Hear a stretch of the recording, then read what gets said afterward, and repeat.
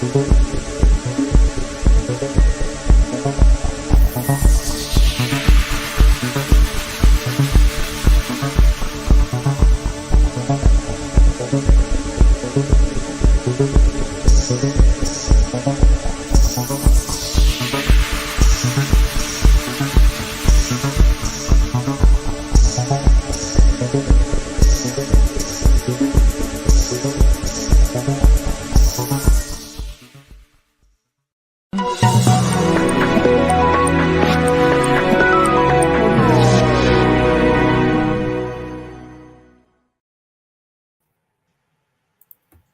boys and girls, weather report for September 19th, 2022. Winter is upon us. How'd that happen? Yeah, what do they call it on Game of Thrones? The winter thing? Winter's They coming. call it winter. Yeah, winter. I think they call it winter, don't they? It's really bad. So Yeah, anyway, when it's like forever, like for decades. Yeah. Winter. Yeah. Yep, in Minnesota, things have been getting real again. We had it really cushy for about 20 years, but things are starting to turn around where we're getting much more brutal winters again. You know, I should have sent you the link to this, but something popped up in my recommended feed. Hold on. You go away. Go away. Was called City Nerd. It's a guy who's into urban planning or something like that does these analyses of cities and stuff. And he did a video of the top 10 undervalued cities. And I guess it's Minneapolis, St. Paul, or the Twin Cities. Yeah. He listed Minneapolis, St. Paul as an underrated urban area, you know, where undervalued, where I guess he's saying it's pretty cheap to live, or at least you get a lot of benefit for the amount of money you have to spend to live there. He actually listed New York City as a good value, and he gave us reasons why. If you avoid, you know, like the higher end places, the fact that they have so much transportation there, and a few other items made New York a well-valued place. But yeah, he definitely mentioned Minneapolis, and I thought, what am I doing here in Texas? Because a lot of the good places were like in the Midwest and the Northeast and had seasons, but he said the places that are more temperate are going to be expensive anyway, because everybody's going to want to move out there. Okay, what is this? Miles Davis. Yes, great jazz musician, by the way. But yeah, I'm sure. Yeah. Yeah.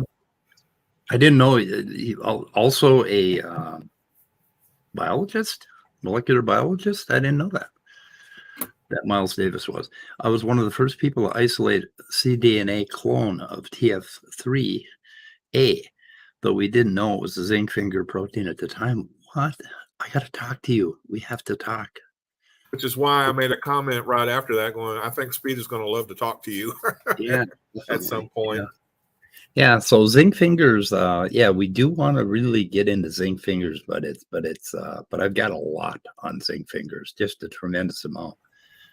And I always have more work to do, so I'm always reluctant to prematurely bring things to the table, but zinc fingers are pretty cool.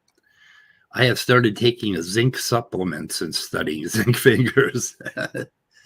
Like, I want to make sure I got zinc for my fingers, but you know, I don't want to run out of zinc. I don't want to run out of zinc because your zinc finger will go all wonky.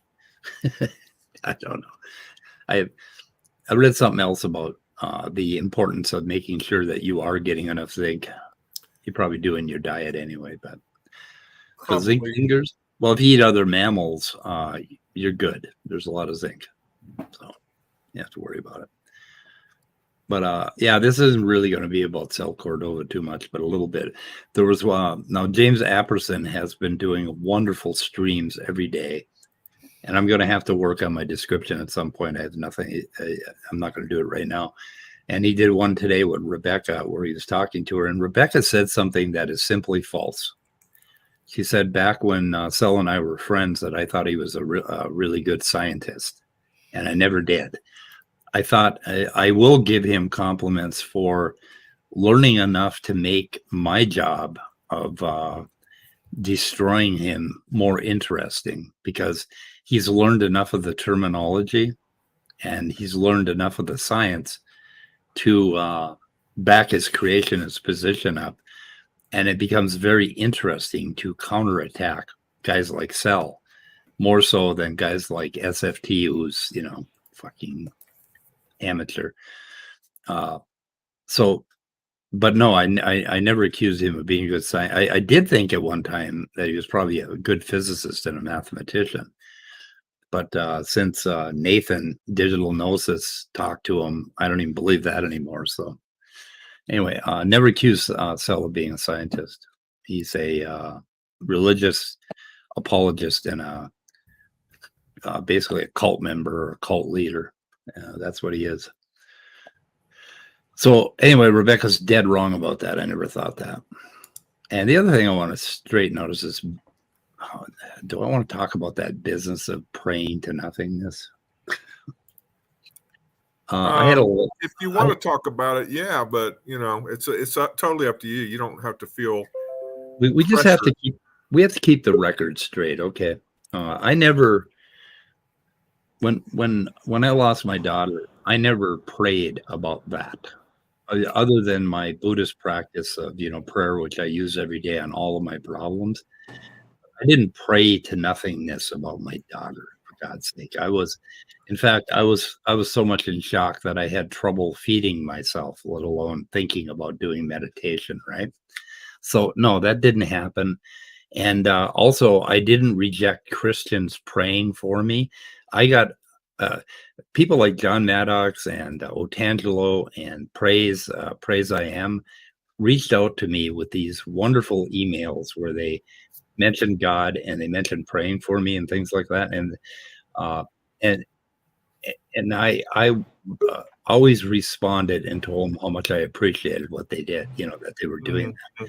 And I never rejected their prayers. Yes, I always thank people for their thoughtfulness.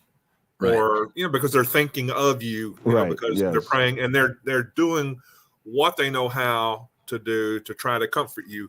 Now, are there better ways to do it? Yes, probably. But do they necessarily know? Likely not. I want to straighten this out because that didn't happen. None of that shit happened. I didn't pray to nothingness. I wasn't sitting there after my daughter was murdered saying, "Oh, God of nothing." That didn't happen. Okay, what did happen is when I got kidney cancer, Rebecca asked to say a prayer for me at the end of the stream. And in my particular secular Buddhist, weird-ass, meditative, psychological religion, you don't pray for things for yourself. That is like taboo to me. Okay, what I pray for is acceptance. I always pray for acceptance, and I pray for guidance, and I'm praying to my mind, basically trying to set my mind up to allow me to accept things. Like if I got kidney cancer, it is abhorrent to me to pray to some super being to fix me. Like, why would they fix me? Mike Brusnak with kidney cancer. No, you don't ask the universe to fix your fucking kidney cancer. You ask the Mayo Clinic to do that. So that never happened, and Sal has made up this narrative about me, that just makes a fucking farce of the secular Buddhism that I do follow, that sort of thing. Hi there, Jay Bundy and James. Hey, how's it going? We're just here to serve, support roles. We just came through. Yeah, thank you. Yeah. Yep. Anyway, so we got a guy in the comment section, Miles Davis, that actually worked on one of the first zinc fingers that I think it was the first zinc finger we found at TF3A. It's a oh god, that one's good with gravy. Oh, very good. Yeah. Anyway, dipped in just a thin layer of batter and with gravy. Oh, I tell you. And Miles, please find a way to get a hold of me. In fact, I'm going to put my personal email in the chat so that you can reach out to me because I'd like to talk to you. Because I'm into zinc fingers. I know you kind of aren't into that methodology, Jay, but I am. I like digging into. I don't know anything. I just don't know anything about them. And Okay. I don't. And then you got to remember, I'm primarily a digital guy. So I do. I worked in an E. coli lab, and I used to be in anthropology. So I've worked with human evolution, right? So we're not talking about zinc fingers. And so I just don't work in any systems where that type of level of work is just relevant. I always tell people my organisms don't have cells. So, when people start talking about the hardcore, sort of molecular biology and different mechanisms, it's just outside of our wheelhouse. You don't have to be a biochemist to be a biologist. Yeah, that's the thing that really excites me about is molecular biology. So when one of these pseudoscientists says something about that, it's like, hey, who are you going to call? Call me because I will be right. And I felt that way about sort of evolutionary theory in general, and then especially like Avita in particular, or one of these morons is dumb enough to call out the Lenski lab, but yeah, we've all got our different lanes, and I even heard that. I remember somebody, maybe it was you or somebody you were talking to, basically said, "Oh, one of the things that gives me purpose is, the next scientific discovery. I wouldn't want to die because I'd miss the next." I'm definitely not that person. Okay. Like, I don't follow big scientific discoveries. Like, I'll be more sad about missing the next video game or something. Like, that's something I think about. Like, I'm not gonna know what Street Fighter 18 is like. Street Fighter 18 is probably gonna be immersive. Like, you're in there and you're doing it. You see what I'm saying? Like, it's gonna be but see, I guess that is it, right? Maybe I'm just thinking of it differently. Maybe to me, it's like the next technological revolution is more my deal, right? Like, it could be like science is your vocation, so why isn't gaming your avocation? A lot of people, it's the other way around. I do something non-sciencey. My avocation is learning as much about science, history, archaeology, biology as I can. Well, gaming that makes sense to me. Gaming is fun because it is highly technical. There's doing body work on cars would be fun because of the amount of stuff you have to learn and skills you have to build, and it's highly technical. And we love technical things, and all of us have our own little passions, right? Right. Yeah. Mine happens to be, like, since I've been a little kid, like when I was in science class in junior high, and they started talking about molecules, everybody was like, "Oh, chemistry's so boring," and I was like, "No." I always saw it in like full 3D full color. I saw molecules all the time in like 3D. Like, I could see the colors, and to me it was just like. And so that goes back to when I was a little kid, and I've had this fascination, and that's just how I see it. So that is my video game, Yeah, absolutely. Yeah, no, that makes total sense to me. And I also feel like I work with a lot of people like that, so I can sort of recognize the difference in disposition, right? Because I work with a lot of people like you. They're truly passionate about all of these molecular processes, and that's a lot of them. That's their life work and their passion, right? They're like you. They're excited about what's next, and they're reading everybody else's stuff. And I'm just like, cool, great. Yeah, because you're there too. That's the other thing is I think part of it is taking some of it for granted, where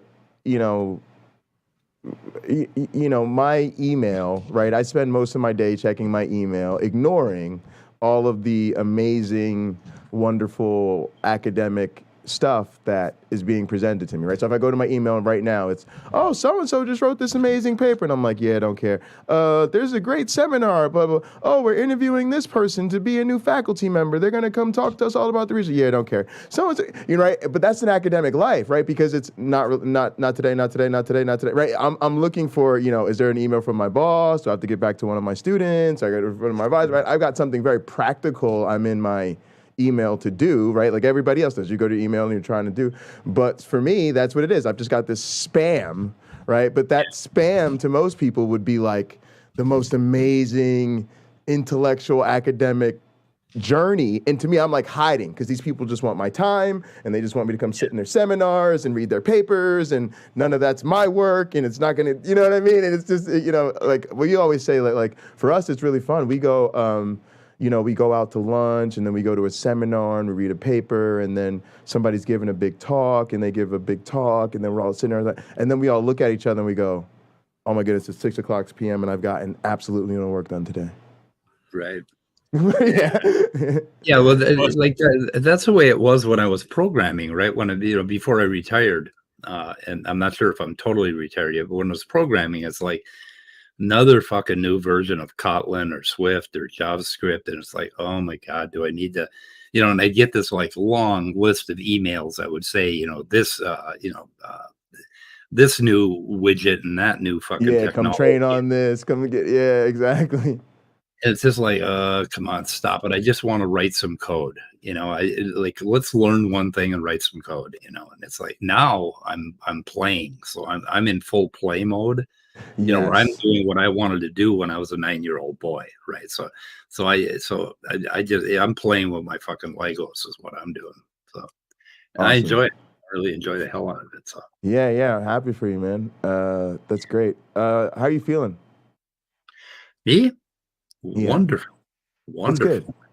In the last few days I have and I will talk privately about you, with you about it, but not publicly. But I have entered a new phase of my life, I think, or a new something I always want to do. I'm doing. So anyway, psychologically, with my psychology, with my mind, and with my meditation, and with life, and I feel just great. So great. Got a 71-year-old body though. It's showing some, like I need a new shock absorber on the right side. Sure. Yeah. But I get the weights out, and I'm working on. I'm fighting that fucking battle, that entropy battle with entropy. Absolutely. And, but I'm going to lose sometime within the next 30 years. Absolutely. Yeah. I'm going to make it to 106. That's my goal. Really? It's a very specific number. Yeah, my great grandmother died at 106 in 1953, and if I can't beat that woman, I ain't doing it right. Are you like Hitchens? Is it at this point there's just certain people you need to see die before you? That's where he got to, right? He was counting off his enemies, right? He was like, I'll live this person and this person and this person, and I think I don't know if I'm gonna get this person. I was like, go ahead, Hitch. I know how it is. Downside of that is you lose a lot of people you love the longer you live. That's true. Like I'm in the loss phase in my class, like going to my class reunion. It's like, oh, who died this year? Like, I've sworn off of class reunions. It's just, I'm not going back to any more of them. I've been there, done that. Oh, there was one girlfriend that I found out she died, and I had to call my AA sponsor and talk to her. And I said, this is really bothering me because I am so fucking happy that she died. I am just so absolutely. I was like dancing around the room, and I didn't want to feel that way. I wanted to feel bad, right? But she was such a psycho. She was, and she did such horrible things that I had a really good day. And I felt horrible about it. I think this is part of the toxicness that we get from religion, is that it tells you are not allowed to have the perfectly healthy, normal range of human emotions. And I tell this to people all the time, like that. Somebody tells you to love your enemies, they have never had an enemy. Yeah. Because nothing could be more delusional and insane. And I'm fortunate enough that, growing up the only black kid in all white school, I had enemies. I had people who wanted to physically harm me every single day of my life. And they never let me forget it. And I had to look out for my back. I would get cornered in the bathroom. So I had to literally watch my back at all times. And I am so glad. Because I know that that's the reality. You cannot live this life. Like some of y'all have just been too comfortable your whole life. Even being a drummer, it's great. You know, you got 4 guitarists on the stage, 17 saxophones, 45 trumpets, 1 drummer. We are constantly in competition, and it's cutthroat. Yeah. Only one of us is going to be on this stage per song. Only one of us is going to be the top drummer. And I'm that guy, and everybody's gunning from my spot. Every single day. Oh, you thought, oh, Jay, you could go home. Can't you just practice 2 hours today? No, because I practiced 2 hours today. Nick Cambiotti's practicing 4 hours today. So I'm practicing 5.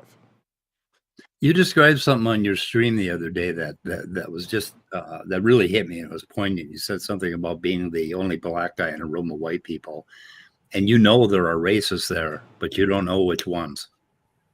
Do you remember talking about that? Yes. You don't know which ones they are, right? And it's like, and I don't think I have an experience that compares to that feeling. I don't know. Yeah, it's something I say a lot, because it what it really is about overreacting when we virtue signal. Yeah. When you go too far, what you do is you don't eliminate the bad behavior, you send it underground, right? Like with the sort of like with the abortions, right? You haven't got rid of abortions. We're just going to do them with you know, coat hangers and however we used to do them, right? And it's the same thing. So if you tell, you know, everybody you've got to say a certain thing and dance a certain way, and now everybody is so saying the right thing, looking a certain way. Now, I don't know who the racists are anymore. Right. Now, I know they're still in here, but everybody looks the same, everybody sounds the same. So I can't figure out who my allies are. So, you know, it's the same reason I think you almost befriend the other side a lot of time. I was telling James this. I said, if I become friends with an Otangelo or a Donnie or a Kent Hovind or a William Lane Craig, it's very different than the friendship I have with you or James. Me and James have a friendship. We get along. We build each other up. These other people, it's like they're a constant threat to my safety. But, you know, trying to sit down and negotiate this thing is just better than us going to the guns and the stones, especially when I ain't got that many stones and I can't legally own a firearm. So I know if it leads to the war, I'm losing that. So I'm going over there like, here, I brought some cupcakes, you know, can we sit down and chat? I'm not coming over here because I want to be friends because I just love you and I just want to be in a relationship. It's like, no, you know, you're a threat to my survival, so I got to keep an eye on you. So I'm here, you know? And then I'm hoping that by me being Daryl Davis and being the only black guy that's friends with the KKK, I could just tell y'all. Now look, I'm gonna keep telling y'all this. You really ought to stop burning them crosses. You know, all right, well, yeah, I'll be at next week's cross burning. I'll be here, and I really appreciate the soda and the ribs was very good. But I'm just trying to tell you, you really ought to stop burning them crosses. Now, all right, that's my 2 cents. See you next week. Yeah. So, James, you had Rebecca on. Is James around? He said he stepped away for a minute. He'll be listening remotely. Maybe he'll listen to us beckoning him and just. Yeah, Rebecca's book, what is it called? Bridges of Love and Understanding or something? Yeah. That's what he's been reading. Yeah. What do you think about that? Well, I always try to find that bridge. I call myself an anti-theist, and there's a reason for it, and it's really weird, but I'm trying to oh God, how to explain it? Rather than, like, you don't throw the baby out with the bathwater. You don't throw spirituality and religion out with the belief, right? So I'm anti-rigid belief, anti-dogmatic belief. And that is a thing I'd like to see go away. And of course, I want everybody to accept science and accept what we can do going forward with the understanding that we have of the human brain and how it works. Because that is where we're going to make progress in social areas, is by understanding why we're racist, why we're angry, why we're violent, you know, that sort of thing. So anyway, So that's a whole bit about anti-theism, but there's a bridge back there when you completely lose the James is back, by the way. Oh, hey James. Like if you're a Christian, Hey. you want to be a Christian, and somewhere in your mind you put all that shit about, did Jesus really crawl out of the grave?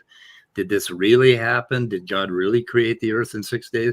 If you take all of that stuff and you just say, I don't care.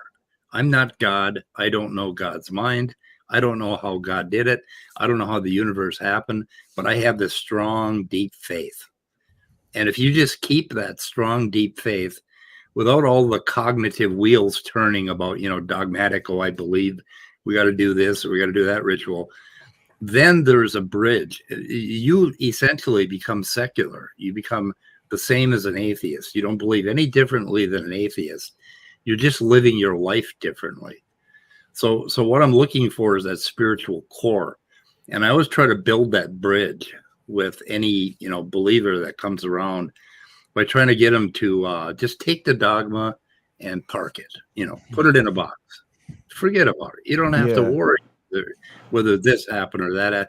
If you have faith without a bunch of cognitive wheels turning in your head.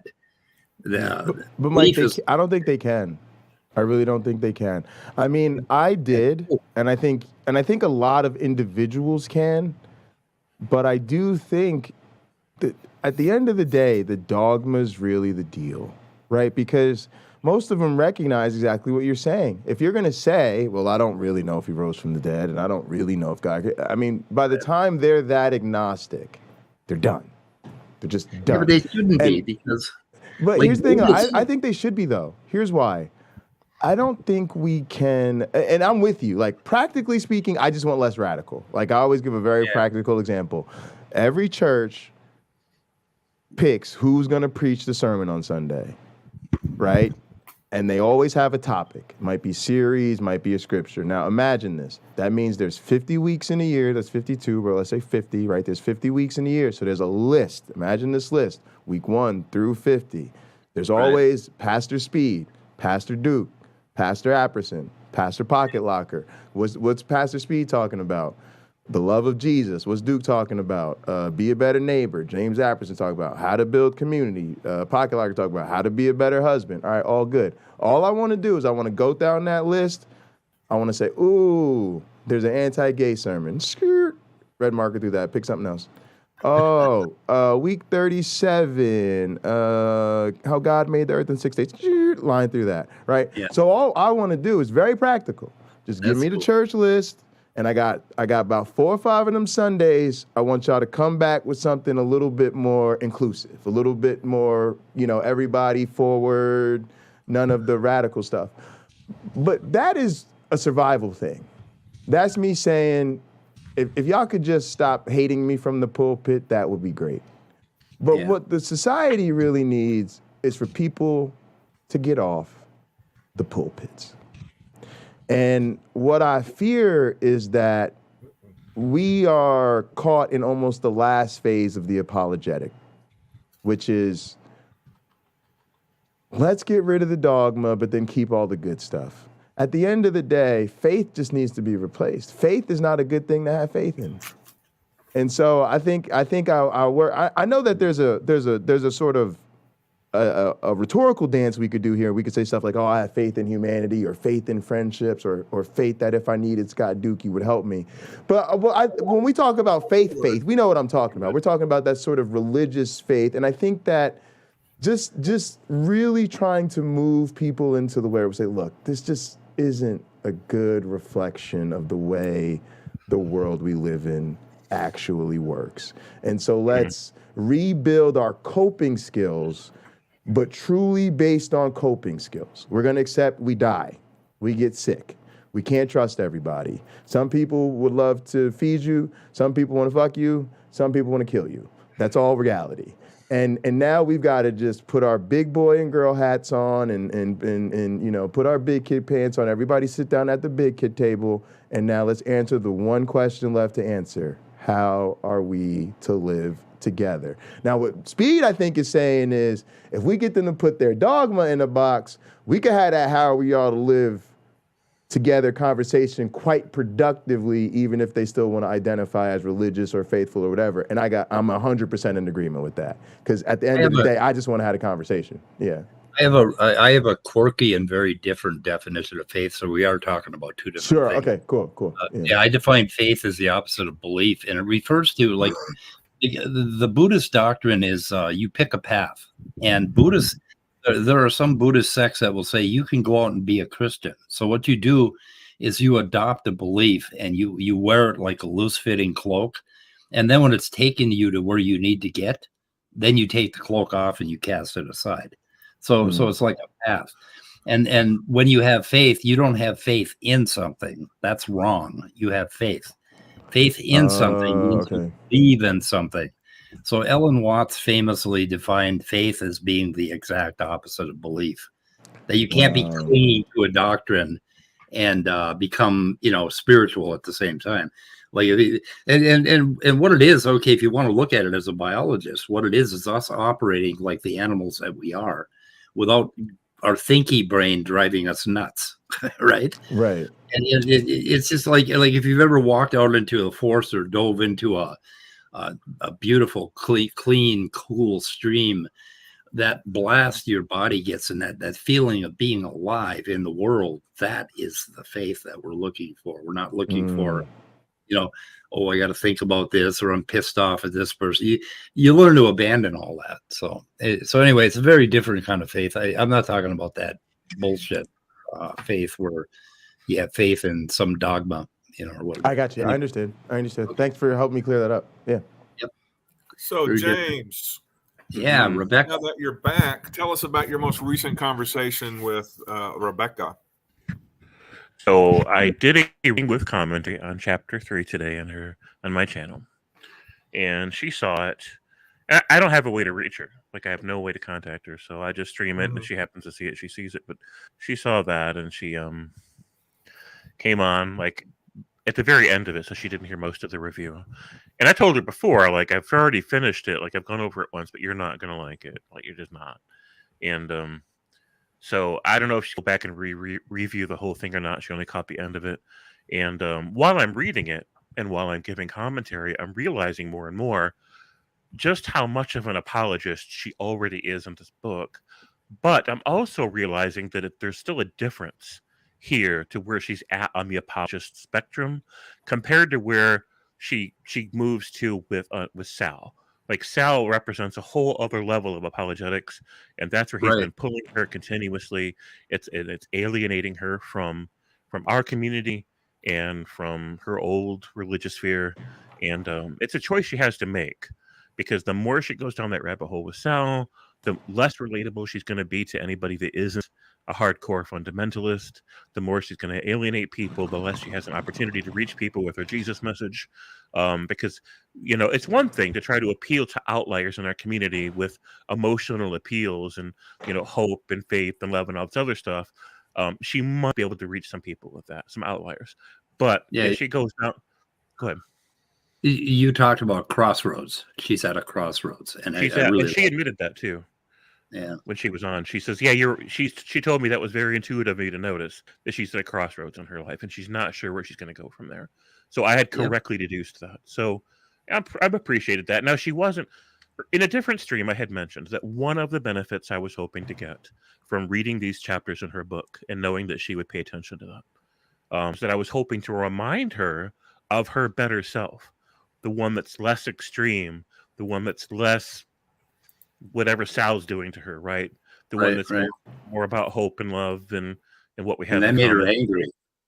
And I was surprised to hear that made her angry, because it's not like wait, say this again. What made her angry? Sorry, I'm in a space I need to share with you guys, but not right now. Go ahead, James.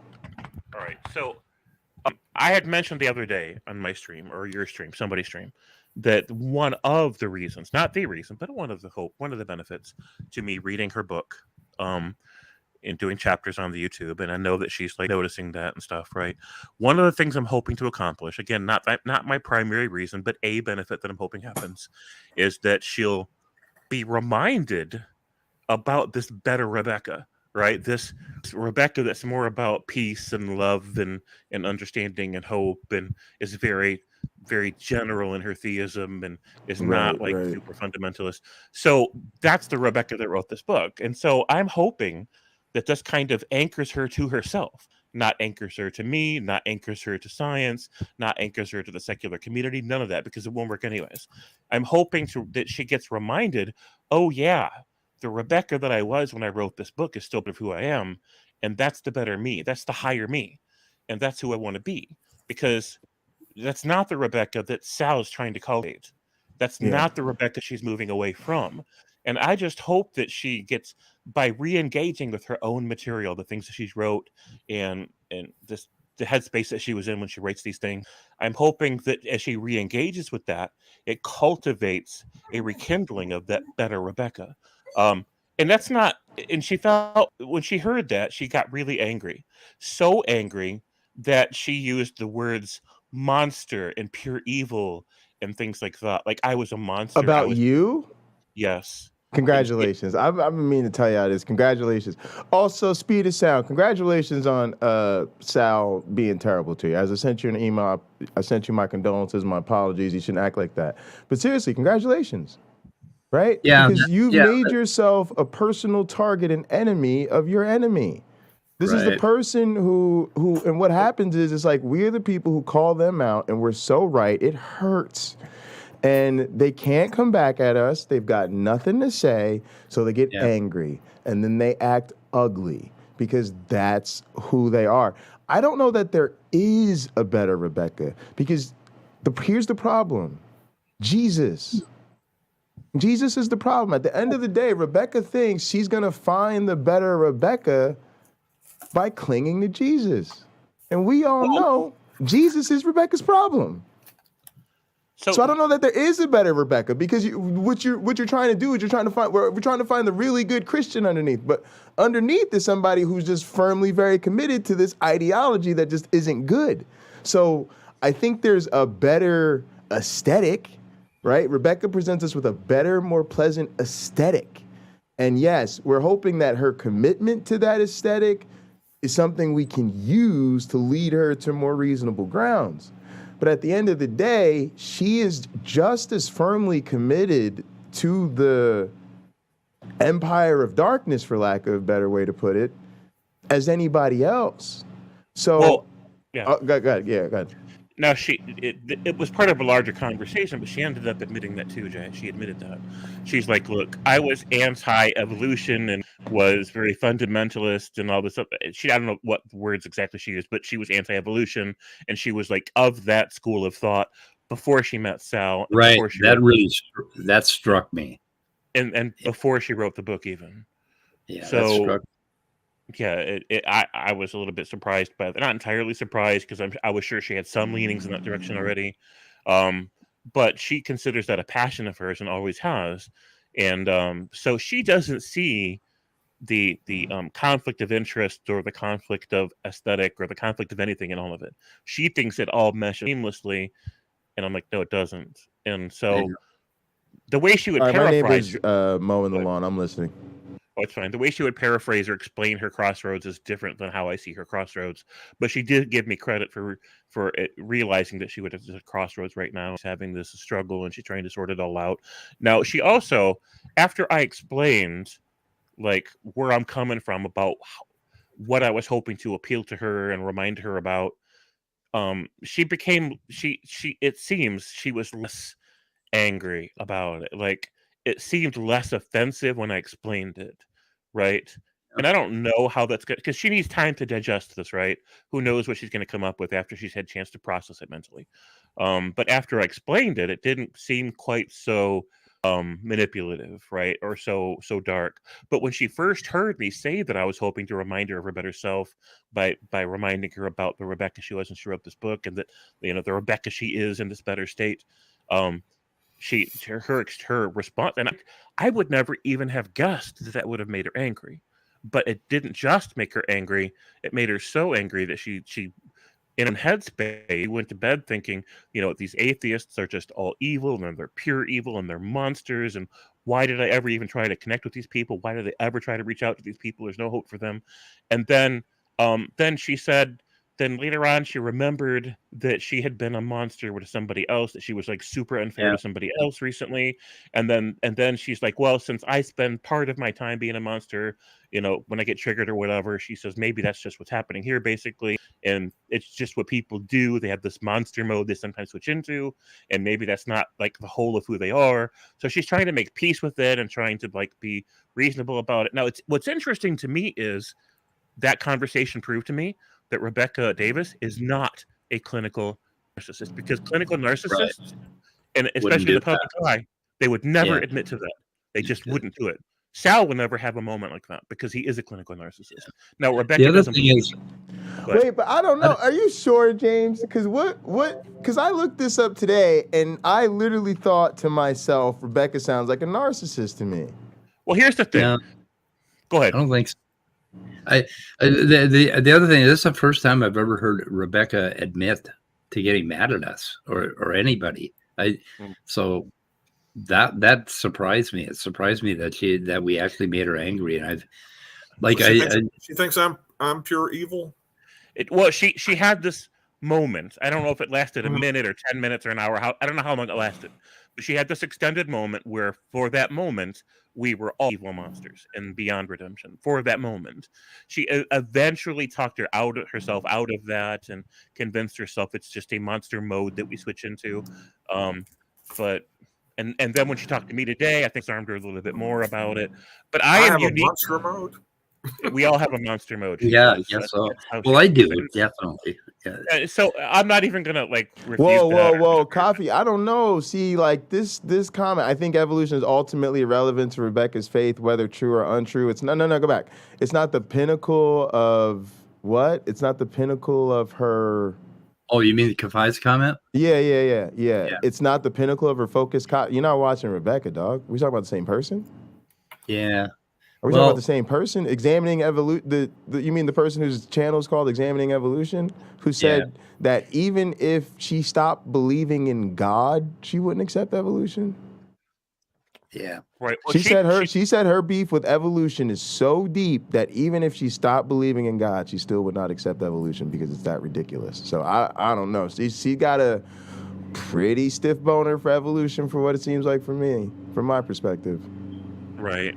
So the way I registered the comments today from Rebecca was that if she had to choose between her missionary outreach to build bridges to Jesus versus her mission to expose and destroy evolution, she would probably dedicate to trying to expose and destroy evolution in science.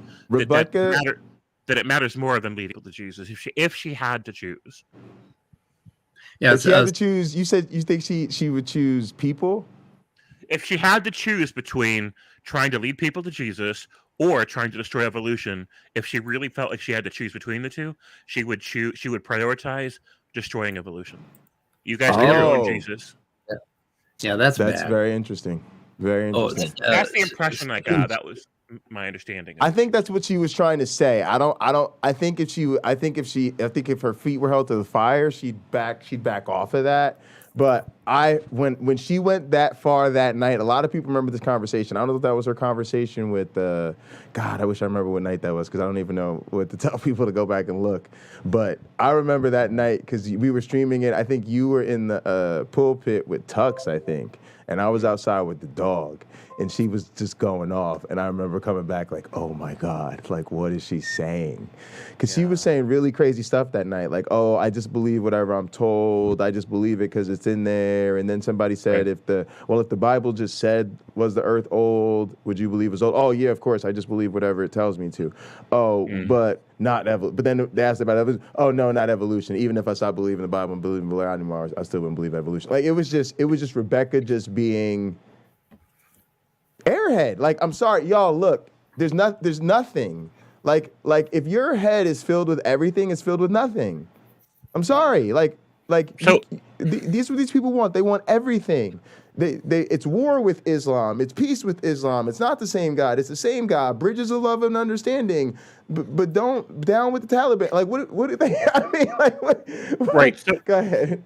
So I don't think she meant to say that like the evolutionary science is her Moby Dick that she must slay at all costs. I'm not saying that if her heart had been if her chest had been a cannon, she would have shot her heart upon it. I don't think that. I think that her position is that evolution hurts people. A belief in evolutionary science hurts people. And I found this fascinating because I've never heard anyone say this before. And I thought about it and I'm like, how in the hell does that hurt anybody? Because it doesn't lead people away from this. That we know for sure. So I asked her if she could explain how it hurts people and why that's her primary focus, why that's so important to her, and she didn't have time to explain it, so I don't know why she thinks that. She had a little thing on let's see. Oh, it's actually from a video about a year ago. No, Sal was on a video with S.J. Thomason, and he was talking about some Reddit post that he saw where somebody had been led away from Christianity. You know, they've got this narrative going off. The fundies have this narrative about all their children are going to college, and they're falling away from the church like crazy, at a really high rate. And this is driving them nuts. And that's one of the reasons for this war on science, basically. But it just gets weird from there.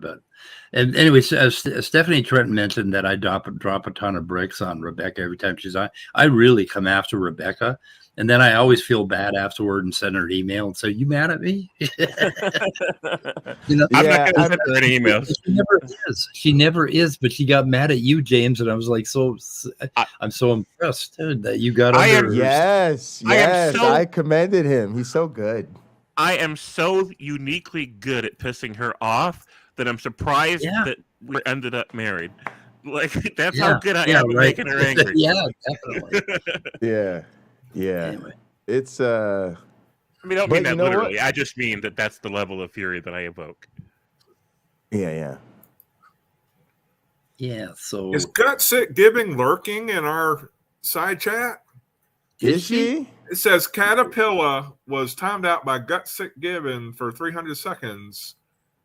What did Caterpillar do? Whoa. Let me timing out my Caterpillar. And Erica, when are you going to come to my channel? Sometimes people do it by accident. But I know. She hasn't said hello or anything, which she doesn't have to. But listen, I got to be honest. Caterpillar is my goat baby's mother, so it's just kind of personal. Yeah, there is a special place in our heart for Kata. Yeah. Yeah, so I'm listening from the gym. It was a hip dial.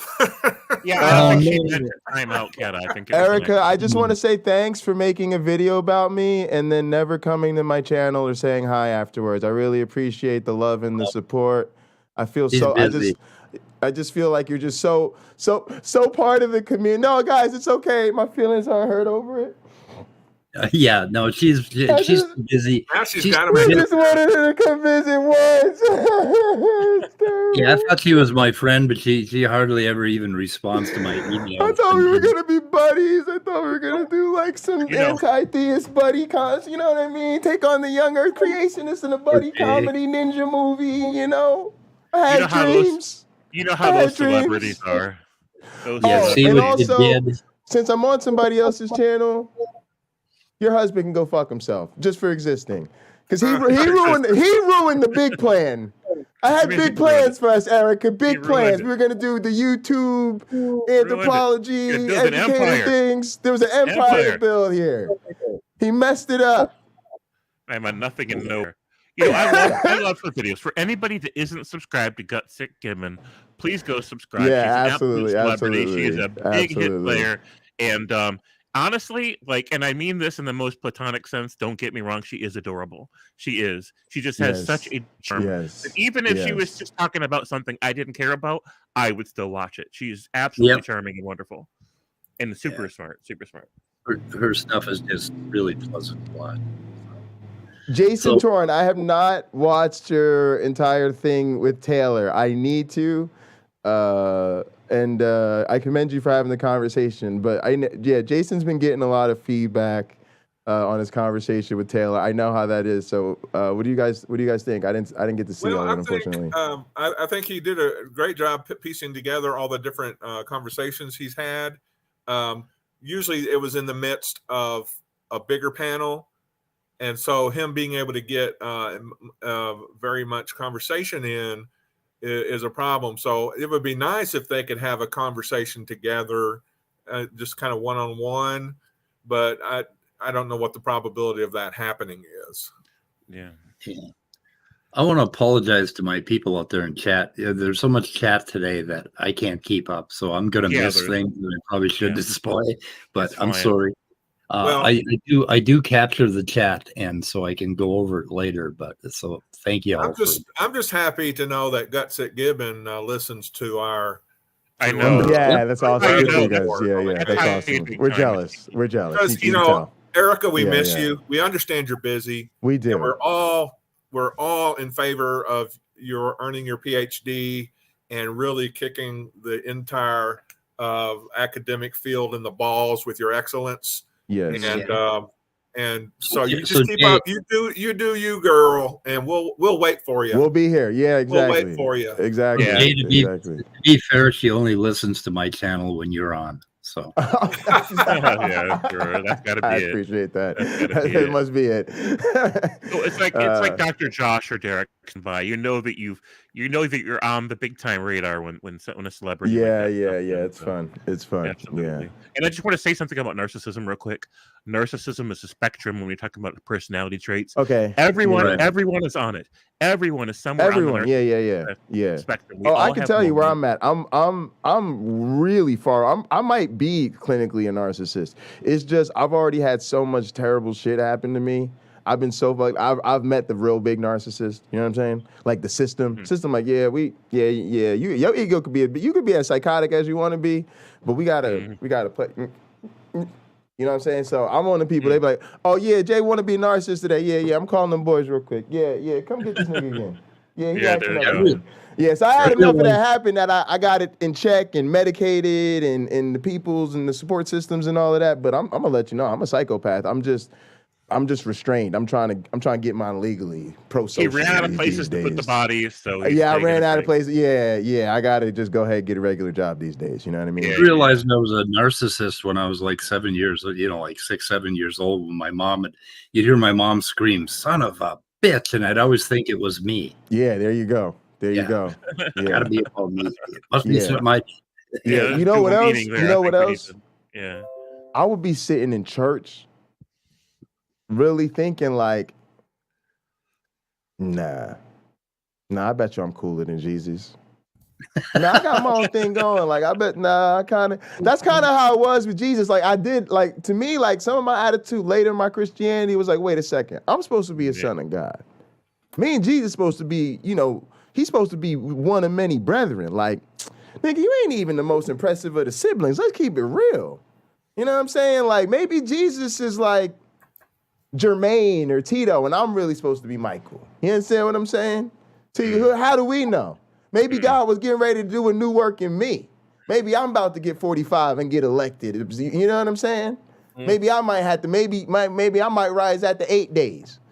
You never know. You never know. So I really started to question Jesus' credentials. You know what I'm saying? So that's all I'm saying. I get that.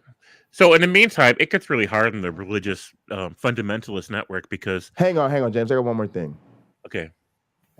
Isn't my cult a lot more fun, though? I'm just saying. It is. It's way more fun than Jesus' cult. Got him. Way more fun. Way more fun.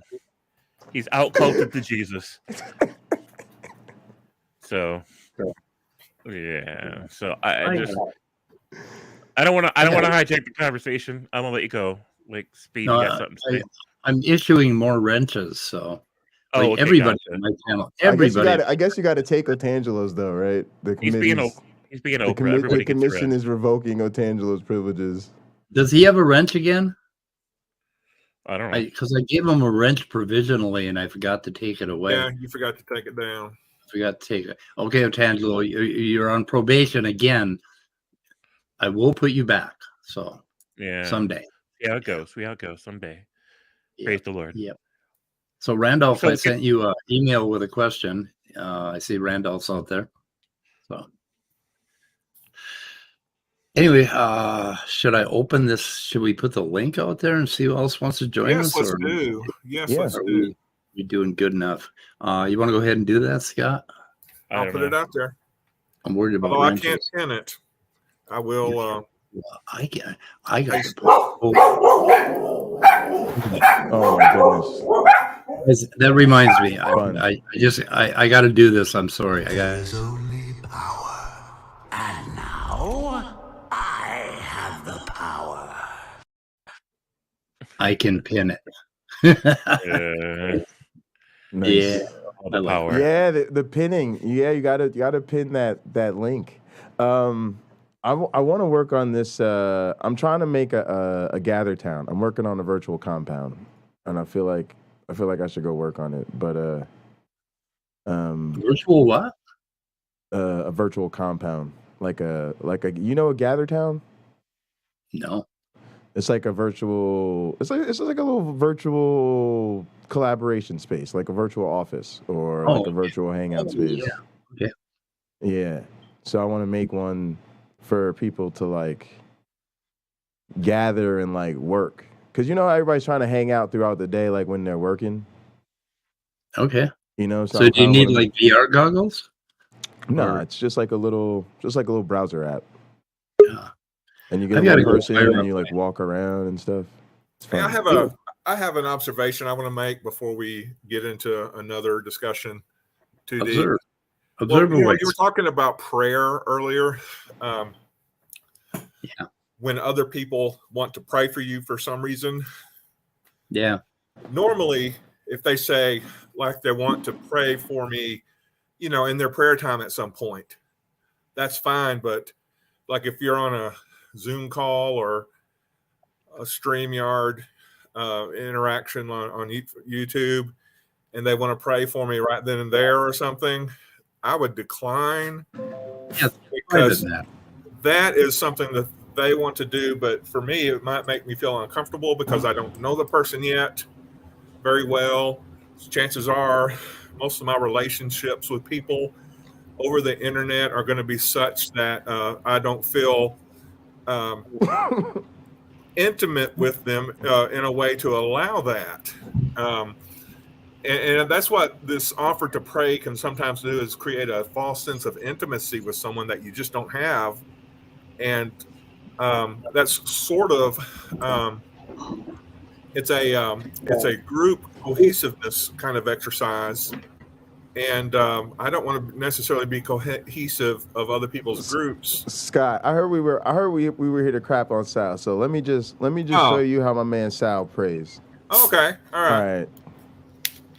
Brother Apperson, we just here to lift up the name of Brother Funk here, who we know recently cheated on his wife with his first ex-girlfriend and got her pregnant.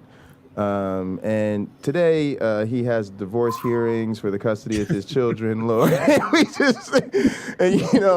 we know Brother Duke has cantaloupe-sized elephantitis of the junk. And we're praying for you to move in a mighty way, Lord. But look, he will literally just put all your business all over the whole internet. So look, seriously, do not let these people pray for you online ever. They will put your shit on blast. They will just throw it up there. Yeah. Every time. Well, the ridiculous thing, the thing that... Sorry, let me respond to some of those accusations straight away. you thought this was about you, eh? Hey, if you think I'm a narcissist, check out Jesus. He thought he was God. Oh my gosh. But the thing about praying for my kidney cancer just irritates me on so many fucking levels, because I have a friend that just died of cancer, and I have somebody else who is probably going to die of cancer. And like, you're praying for me, like, if my cancer, if we can fix it, we can fix it. If we can't, we can't. You don't fucking ask, basically, the world to single you out and fix your fucking kidney. That is narcissism. I mean, that's ridiculous. I mean, if it's going to happen, it's going to happen. But pray to the Mayo. Ask them to give me a fucking reduction in my bill. Prayer comes from a time. It's holdover from a time when we didn't have solutions, though, and that was all you could do is look to the sky and say, something helped me, something out there helped me. But we have solutions now to a lot of this stuff that people give credit to prayer for, especially medical stuff. But I just think that takes away from the work that the doctors and the medical staff that they put into it. It's just my there's this thing like when something happens to you, it's like, oh, why me?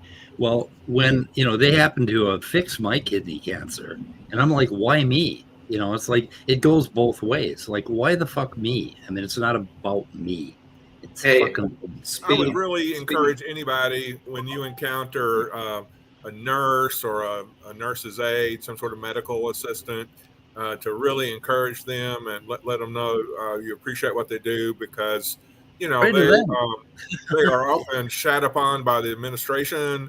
And we also appreciate how everybody on the left side of the screen is named, or on the right side of the screen, I guess, is named Jay, or could be named Jay. Oh, 2 J's and a James. We got Jason, Jay. So we got 2 J's technically. I was just going to say, speaking of J's, since Jay Pasick is here, it's time to shut her down, Speed. Yeah, we better shoot her. Shoot her in the head. So hey guys, I'm gonna drop out temporarily and make room to see if anybody else wants to jump in.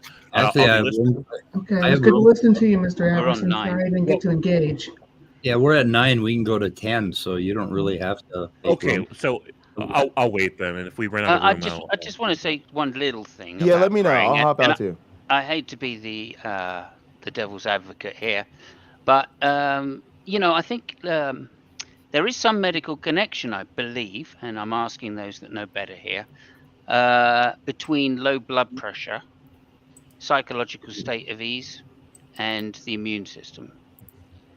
And so I do think praying, if it lowers your blood pressure by giving you some psychological release to the stress, then that is going to be better for your outcomes, medically speaking. Sound like meditation. As much as it's a small amount, maybe. How stressful is it when you pray and it clearly isn't working, when things are getting worse? Then you're like, what am I doing wrong? I got to pray harder. What Simus is saying is that when you're in the state of prayer, it's almost like a meditative state that can relax your body. You like you're working towards something while you're sitting there relaxed. You can focus your mind on solving your problems. It's the same thing as like when you're trying to find something in the back of your mind, and you like sit down and meditate, and you like picture yourself in your library and go try to find that book with that information in it. Do any of you guys ever do that visualization exercise? I always go out into the backyard and just set like a folding chair down. Mm-hmm. I'll find a knot hole in the fence, and then there was an exercise from. I don't know if I like where this is going, Scott. Oh, there's no. There's a meditation for dummies book out there or something like that, and it had like an exercise where you were imagining, basically. What are those energy things called? Not chakras, but aura. Yes, chakras. I think. Yeah, okay. Chakras are the spots that run down the middle of you. Yeah, exactly. Yeah, going through your body, and sometimes I'll just do that, not because I believe that those things are actually a thing, but it's a mental guided tour. Situation. Straight up woo woo. Yeah, but it's relaxing your nervous system, Jay. It's just relaxing your nervous system. I will say this. Praying, and I've done it. Even now I'm an atheist.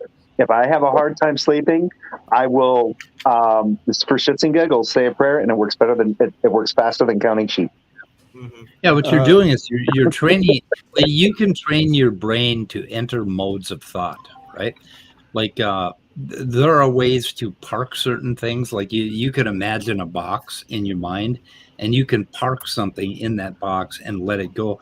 So what we're doing is we're skillfully learning we're teaching our mind new skills, and that's really important in psychology, because that's the whole point of psychology, is to learn this skill about what to do with your mind. And one of those, and praying, like I pray to let go. Like Gur, you mentioned that sometimes after a stream you have a lot of anxiety. Mm-hmm. I used to do that every goddamn time.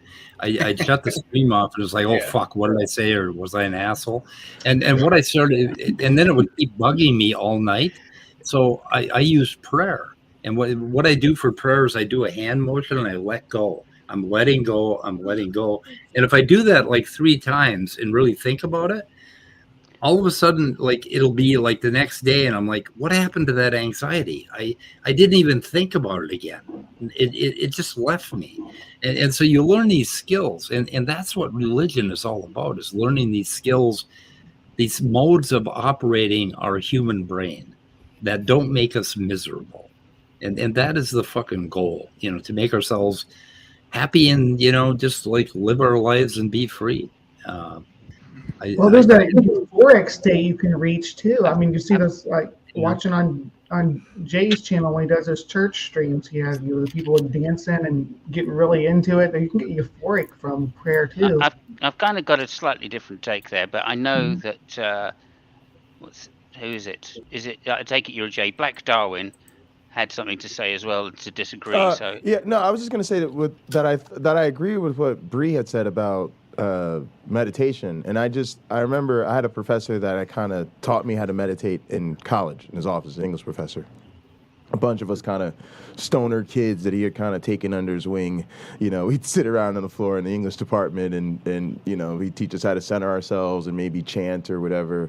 But he was an English professor and we really loved him. But I just wish that somebody taught me that while I was soft in the head, the same way they taught me how to pray. They could have easily just sat me down and said with Bree, hey, when you have a hard time, you know, you really got to learn to center yourself and stop and go somewhere private and learn how to take a time out. I had a timeout chair. My mom used to punish me, right? And when I grew up, like, I used to always sit in that chair. And all she had to do was, like, teach me to cope instead of the punishment. She could have just said, remember that timeout chair I used to put you in? When you have a hard time in life, Jay, I want you to always keep a timeout chair for yourself. You see what I'm saying? Like something like that. Yeah. And then I would have never needed the rosary beads and all that. Yeah. And the other thing I wanted to touch on was just the seeking. When people get this religious longing to seek, even after I started to question my faith and come out of the faith, I didn't stop that seeking. And so I think that something that religion does is that it teaches you that there's something missing from you. And so a lot of what I did experimenting as a young person, I think with sex, with drugs, and a lot of that was searching for a void that religion left me feeling like, even though, okay, I'm out to church, but now I'm feeling like I'm behind on life. So now, do I need to be trying all of this stuff? And now, maybe this is the way to transcend, or this is the way to, you know, get spiritual enlightenment, or I need to trip. And so I think, like myself, as somebody who's bipolar, and a big part of my trauma with being diagnosed as bipolar had psychedelics involved in it, you know, just as a young college student.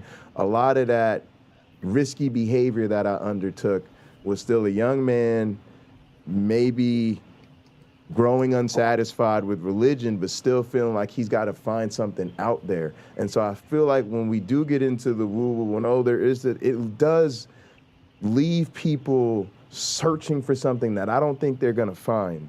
And I think it's better to just, you know what I'm saying? That's a risk that's out there that I don't think we talk about. Yeah. That's why it's so important to understand what the hell we're doing. We're training a biological brain with certain new skills, and if we understand that, we're not going to run off the rails, right? I mean, it's possible to train your brain to park certain things like ADHD. And bipolar is a little tougher, but I mean, there are certain things you can do to alleviate. Like when I was in elementary school, somehow I developed a technique to counteract my ADHD that allowed me to excel academically.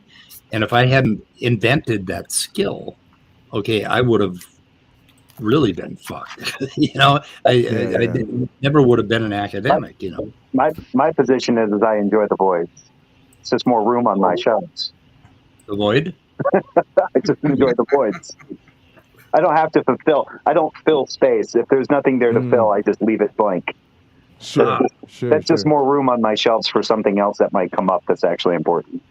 Great practice, Brother Jay. Yeah, awesome. Just to quickly go back and finish off the point I was going to get to with the prayer thing.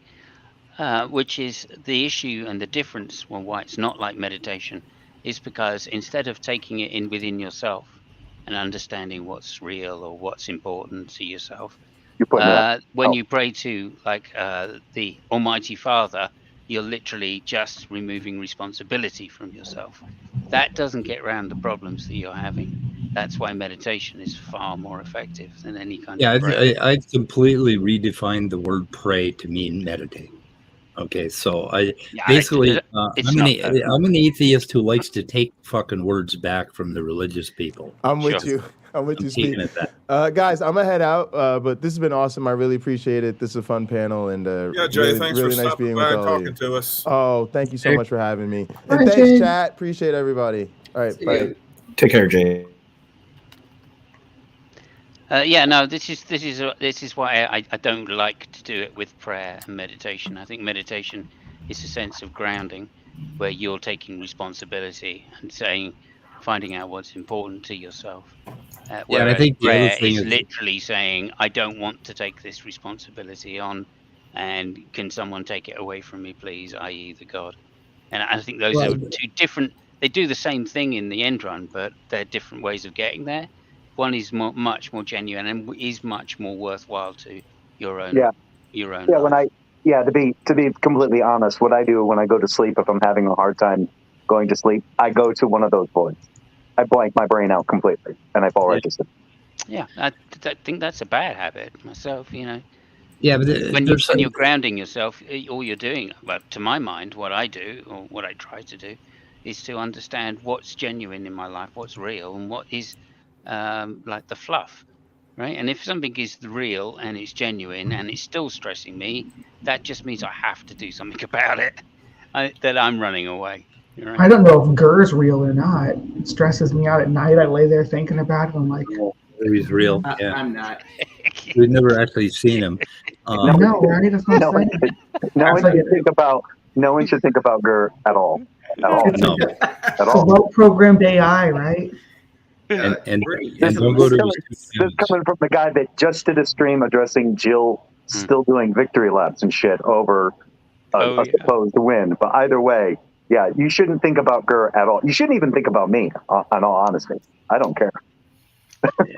I don't know. Okay. So Simos, there's a little bit to unpack there now. When I have something bugging me that I can't do anything about, okay, that's when I use this meditation prayer thing where I let go of it.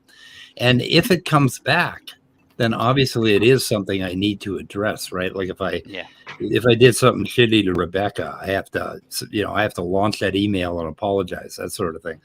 But but it is, and the other thing is what we have to understand about human beings is our brain is made out of meat and fat. It's mostly fat, with some sparky stuff in it.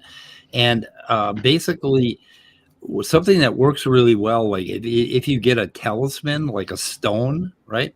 Like I've always really, like when I try to help alcoholics that are spiritually impaired and don't want to believe in a higher power, I say you get a little rock and you put it in your pocket. And every time you feel that rock, okay, I want you to do this. I want you to practice this.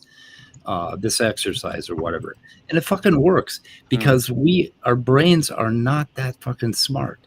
Okay, we respond to things like holding a rock in our hands and praying to it or whatever, or using some outer focus, and that's how religion got started. We took this thing outside of ourselves, and we basically gave over to this thing outside of ourselves, and it was a nebulous concept. The more nebulous, the better. And then it allowed us to step outside of our little fucking slimy little meat brain and focus on something else.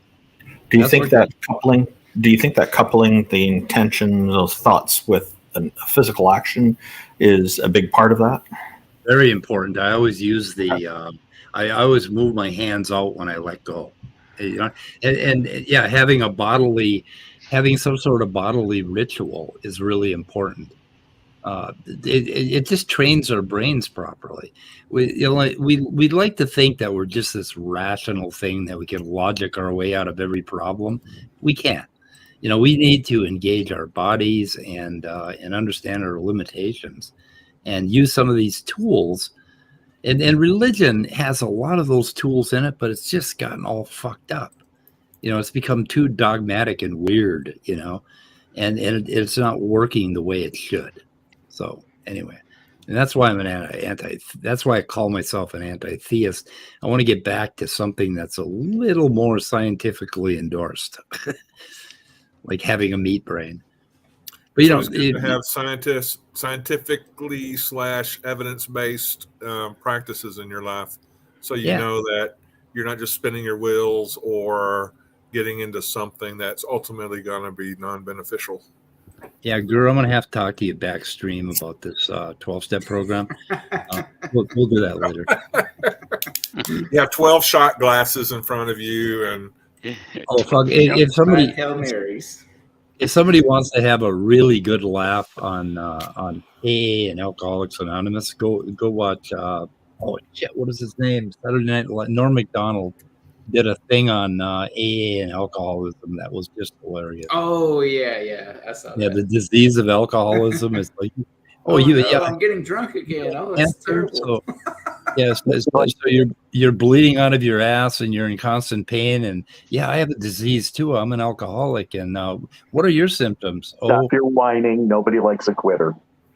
What are your symptoms? having fun. I need a snare drum to sit right here. Hey, I could do that. I could get a snare drum. Anyway, go watch that. It's just funny as shit. I think everybody that goes to AA should watch that. And if they can't laugh, they're not doing AA right. By the way, that guy that was on Myth Vision just before we started the weather report, I think he's written a bit about addiction as well. So I'm gonna have to get that link. Hold on. Actually, you've got the link, don't you, Speed? I can't find it. It's on your phone, isn't it? Oh, I've got it. Yeah. But anyway, fascinating stuff. Oh, let's see. Okay, I got it. It's in the side private chat. No. I was too lazy to go to the. I wonder if there's a name for that meditative action that Speed was talking about, where he pushes things away. It's kind of like visualization. Seems like, but it's kinetic, in that you're doing something with your body. So I wonder if there's an interesting name for it, or a customary name for it, for that kind of meditation. Yeah, I don't know. Like in psychology or in Buddhism? Just in any established practice. Maybe it comes close to Tai Chi, but it's not as involved. It's a little simpler. Okay, the illusions of God's presence, the biological origins of spiritual longing. Yeah, that was fascinating, and I still have the first 30 minutes I need to watch of that. I've never seen that. Yeah, Dr. Mahey, I think was his name. There are a few people that are studying this whole religious thing in CAT scans, and I always forget the main researcher's name. He's this interesting man who is very agnostic about religion, but he brain scans people having spiritual experiences and praying, and he's just accumulating a whole lot of medical information about what happens in your brain when you do these various practices. And that is the avenue that we need to go as a species. We need to understand our fucking brains, and we need to do it with neuroscience, not religion, and not woo. Yeah, I agree. I'm putting that in the whatever, and that's why I pray to nothingness. Sal Cordova, you asshole. Wait. Has Sal said that you pray to nothing? Well, not only has he mentioned Speed's method of mourning his daughter, he's made fun of the way he meditates and copes with things. Yeah. And he got it all wrong anyway, because I said at the beginning of the stream, I did not apply that. I was in shock I'm probably still in shock, but no, he claimed that he made claims about it, and it was just fucking shitty. He's a shitty person. I just want to say, do you know what this pack of Panadol doesn't mention on the back of it? What? It doesn't mention Gödel's incompleteness theorem. Yeah. Oh my god. I'm sorry, I spoiled it for you, but I got onto it. That's all right. So, well, you know, Sal may have a master's of applied physics or whatever, but you know, his real master's is in disinformation. Like you to tell me about quantum mechanics. The only what does it say? Oh, I got to turn my. Was that pretty low? It was echoing a little bit, I think. Mechanics, not Gödel's. You bought a book. What does it say? Episcopalians, Oh, I don't care. temporary abstract algebra, and these are my textbooks, bro. Nathan, you're not There was no listening to what mention he's of saying. Gödel's incompleteness theorem there. Never been open to that book. Anyway. He probably read what it said on the back of the book. That stream that James Apperson and Jay Bundy did on this thing was just hilarious because they were their comments are just right on. War and Peace, no mention of Gödel's incompleteness there. We need to do a video that asks him a question and then the answer is not Gödel's incompleteness theorem. Right. Or whatever. That would be like, Sal, who's the last person you would invite to your birthday party? Not Gödel's in her, you know, something along those lines. A good 5 minutes. The best part is when, after he's all done, when he picks up his stack of books, and brings it. Yeah. Like, what the fuck? And now, they need to slow this one down and play the Benny Hill closing theme song from the. No, you play Everybody Hurts. Just speed it up. That's a lonely looking walk. I think I was in that stream and I asked him to give a special hello, throw a book for Leo Filius, and he did. Oh yeah. Oh yeah. That was funny. Yeah, this one was on Digital Gnosis channel. So Nathan really got into it with him about that. Well, the original was I found the original video like where this whole thing started, and it was on S.J. Thompson's channel. Let's see, no, not that one. Let's see, experiential protein fun, the illusion, duped. This one. Duped by Atheists Free for All from June 26, 2021. So this is where it started. The whole Sal being pissed off. And sorry, then, this is called an atheist free for all, this stream, but are all these people religious on here? At least 3 of them are, I know for sure. Yeah. FJ, Sal, and Otangelo. I don't know who Nathan is, but pretty bad. That's Digital Gnosis. Yeah. Oh, Digital Gnosis. Okay. If you're going to have a free for all for atheists, you should have some atheists on, I would think. Yep, I'm trying to put this stuff in my chat. Yeah, probably Sal thinks there's no such thing as an atheist. You all know in our hearts or something? It's even more confusing. To say a free fall for somebody who doesn't exist. Atheism scares them because they know that it's the easiest and simplest way to live and freest way to live. I think it's the freedom that they're afraid of. So I'm going to link this in the description if anybody wants to find this original, the beginning of this whole book thing, because we keep. You notice how Gurr freaking fled as soon as the topic turned to Sal. Wow. Oh yeah, because that's his boyfriend. Is that what's going on? I think maybe because he did seem a little attracted to a few things. Just trying to get him on, is he? I see. Yeah. It's all about the views. Yep. Anyway. One of the things I've asked a Christian yesterday this as it goes, but I say, so your God is all loving, yeah? Yeah, my God's all loving, omnipresent, yeah, omnipresent, yeah. Do you fear the Lord, thy God? And if so, why do you fear someone that's all loving? Yeah, exactly. And they just freak. I've done it to about 3 Christians, and every single one just freaks out. Well, Daddy loves you, but every now and then, Daddy has to spank you. Yeah, exactly. And they freak because that's what they're scared of. They're scared that if they're wrong, right, they're gonna have to really fear. You know what I mean? So, and they don't want to live in fear. So I think atheists threaten them in that respect because it makes them think, shit, I need to go back to the Old Testament. I need to start being scared of my God, you know, if I'm going to worship it properly. And the atheists, So what you're saying they is, don't have to be scared. so what you're saying is they are afraid of the non-threat.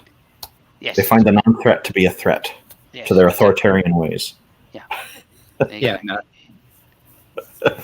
Well, because I mean, you know, we don't love God, right? So we should be scared, but we're not scared. So that's very Because we don't believe in God. So I'm less scared than I ever was, and really because I was a Southern Baptist and we had that whole once saved always saved thing. I was never really that scared to begin with. So it's not biblical. I'm just saying it's not biblical. Well, that's what I hear now, but we swore by it as Southern Baptists. Yeah, they want to believe it because it's not nice to be scared, right? But, well, it's certainly better to not be scared than it is to be scared. I mean, the first answer I got was, "Oh, that's the Old Testament, and obviously Jesus ... He's love and all of that." But then you go and look through the New Testament, and there's equally as many references to fearing God. What are they so afraid of, like with the proposition of our worldviews afterlife, where we just cease to exist as ourselves? Why is that a bad thing? That sounds freaking pleasant to me. That's how I want to go. I don't want to go someplace where I have to be like humbled before some creator for the rest of eternity. I just rather just. I don't think fear of death is like front and center with religious ideas. I think it's fear of not being special, fear of not being not having meaning that extends to the end of the fucking cosmos, right? And so the Lord is the beginning of wisdom. That's what's wrong with Christianity is it puts you back into the ego instead of getting you out of it. Right? And they also mix it in with the fear of being alone. So heaven gives that promise of the opposite of loneliness, but really if everybody's a zombie up there, which seems to be the case from what I've heard from Christians, that isn't a heck of a lot better. Like there's one time this Christian was telling me that that I'll just put my screen back on here. Just a sec here. They were telling me that when you go to heaven, some of your bad traumatic memories are wiped out. They're gone. So that you can live in total bliss. And so, but in hell, apparently none of that happens. So I'm thinking this will change who I am. I'd rather stay who I am and go to hell instead of go to heaven and not be myself. Right. Well, I don't remember who it was I was listening to. They proposed that like at what stage the people you interact with, because you're supposed to see all your loved ones in heaven, right? So like say, your love of your life and they died and, you move on and marry someone else, fall in love with them, and then they die, then you die and they die. Who do you, when you're in heaven with each of these people, how do you, that's just, that's the one of the things that comes to mind for me. It's like, because their heaven, the person who was your love of your life or whatever, their heaven is going to be you being the person you were back then. Right. Yeah. That was a thing that was brought up in the Gospels anyway. Like the Pharisees tried to trip Jesus by, that scenario, the widow who had lost 7 husbands or something like that. And he said that you're neither going to be married or given in marriage, which I take to mean the state of marriage will not be applicable anymore in heaven. Oh, love, by the sounds of it. And what that tells me is these Christian fantasies about being gathered together and in the arms of their loved ones again in heaven, that's not really supported by Scripture. Everything that they say about heaven to comfort one another is non-scriptural, and it's just a figment of their imaginations to make them feel better about things. Where does the origin, because I kind of know where origins of certain aspects of hell come from. A lot of it comes from like Dante and stuff, but I don't know where a lot of the stuff about heaven comes, I guess, from Renaissance art. maybe. I guess. Yeah, maybe other religions, maybe the Greek religions and their ideas of bliss. But I don't know. On James Apperson's stream 2 days ago, he was talking to somebody. I think was he talking to Rebecca about heaven? He was talking to somebody about heaven, and the more they talked about it, the more it sounded like death and annihilation were, you complete annihilation of yourself, because you had no more pain, therefore you couldn't really have pleasure, because eating wouldn't be fun if you weren't hungry, right? And basically, and then there's no controversy, there's no problems, there's not this, there's not that. And by the time you add all of the things up they say about heaven, it's like, oh, so I'm going to be dead, right? I'm just not going to be like when you die, you join the kind of eternity that all the people that died before you are in already, right? And you're launched forward into like, it doesn't matter if you're dead for 1 second or a trillion years, it's going to be exactly the same. And that is a description of eternity. So I think what the original authors of that stuff, the heaven stuff, was, they were trying to talk about the freeing quality of death, that you are so totally free. I mean, you have no pain anymore at all, no striving or anything. It's all gone. It's just you just launch into the universe, and it doesn't matter your personality or your all that personal baggage that we call ourself. It's just gone. It dissolves. You have this ego death. And so what was the point? Yeah, I think that's what they were getting at originally. And it just and if you lose all of that, there's no point in punishing somebody for their past misdeeds, because they don't remember it, and that becomes very cruel. So it's actually pretty sadistic in a very sick way. Like, one of the things I also asked about is, so somebody goes to heaven and they want to see their loved ones, but their loved ones, some of them are in hell. Can they go down to see them? And then the answer is, oh, yes. And so, okay, so can the person in hell go up to see the loved ones in heaven that they miss? Oh, no. But wouldn't that be good both ways? And then others give an answer, no, you absolutely can't. You're separated. So it seems to be that there's a real problem with consistency among Christians on how all of this works. There was a bishop in the, 1800s that said one of the benefits about being in heaven is you can look down on those in hell and see the torment.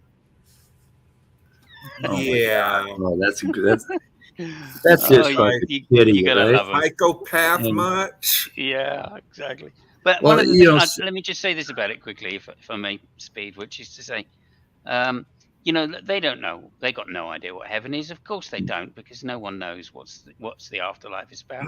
All they can guarantee, all they think, as I'm understanding it, is that that if you take away any benefits of heaven, right, then all you've got is the stick. You don't have the carrot anymore. So the carrot must be better than the stick. Otherwise, what are they living as a religious person for?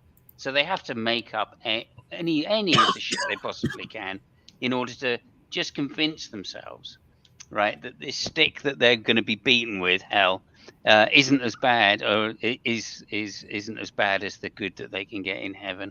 And that means absolutely anything they want. This is where these 18th century pastors and reverends came up with this idea, or theologians came up with this idea of you get what you want. That's what they convince the people of. You get what you most desire. And what you most desire, as it turns out theologically, is to worship God. That's the easiest thing to sell, what they want. Exactly the point. And what every Christian needs to do, according to Billy Graham, is wish that all of their friends and family and co-workers that are in hell are not in hell. Otherwise, I can't be happy, because Billy Graham once said that if you need your dogs to be with you in heaven to be happy, then they'll be there. So it's up to Christians to empty hell. So if you think Billy Graham's any kind of authority at all. I think the people that hang out on Maddox's stream and Praise's stream and all that, I think the biggest thrill for them is thinking they're going to be in heaven watching us roast in hell. Yeah. Yeah. With their, their coat hangers and the marshmallows on the end of them. Yeah. It's like we were right. We told you so, and now you're going to hear us say, "I told you so." Can you imagine? They want to say, "I told you so" for eternity. Mm-hmm. Yeah, I think they'd get bored after a while. Again, this right? is that 18th century mentality of basically just pulling the wool over everybody's eyes. We'll blindly accept this. And when they say faith is just trust in the evidence. No. This is exactly why we say it's blind faith. This is exactly why. Because anyway, I also think that it reminds me of something Hitchens said once, which was the most pious man in the world passes away after a lifetime of doing good deeds in the name of Jesus, gets to heaven, gets to the gates, and St. Peter says to him, so well done, my true and faithful servant. I'm glad you enjoy life in the everlasting life in heaven. You've earned it. And he says, well, I don't know. What about all these people in hell? Should I go and minister to them? Yeah. Yep. So I mean, the whole thing is comfort. Whole thing's just a narcissistic entreaty about I'm good enough to live forever anyway. It's shoot it in the head time, guys. Can I just say that I agree with that song by Queen, "Who Wants to Live Forever." Mm. Did they have a song named "Shoot It in the Head"? No. Maybe. Well, there is a song.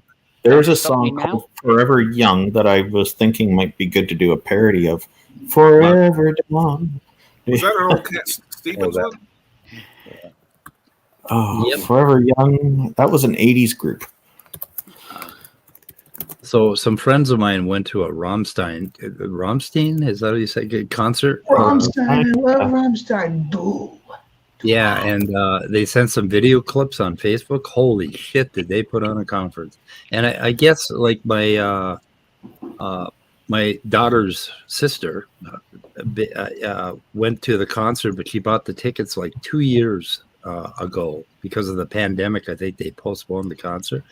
But oh my God, what an incredible concert!